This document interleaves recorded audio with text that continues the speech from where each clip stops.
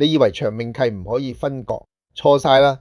今日由我話你知點樣將長命契變成分權擁有。所謂長命契，英文叫 joint tenancy， 係香港最常見嘅物業聯名方式，特別係夫婦或者直系家人一齊買樓。最大特點就係生者自動承繼，即係其中一方離世，業權唔使經遺產程序，會自動轉晒俾在生嗰一位。但係如果其中一位唔想自己死後啲業權自動俾晒對方，而係想自己份額可以留俾其他人，例如子女，就要將長命契分割變成分權擁有，英文叫 tenancy in common。分權擁有嘅意思就係每人持有固定百分比嘅物業份額，過身之後可以寫喺遺囑，點俾邊個都得，唔一定係物業嘅另一位聯名人。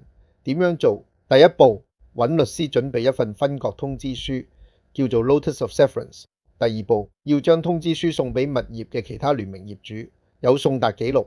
第三步，將通知書同相關文件登記入土地註冊處，正式記錄變更。完成之後，原本嘅長命契就會變成分權擁有，雙方各自擁有份額，之後可以自由處理自己嗰份。例如個遺產出售或者轉讓，要注意做分割唔需要對方同意，只要其中一人單方面發出通知就有效，而且唔會影響大家對物業嘅使用權或日常安排。如果你考慮改變物業安排，又或者想確保你過身之後嘅資產點樣分配，分割長命契會係一個好選擇。記住，最好揾專業律師幫你睇清楚文件，處理妥當。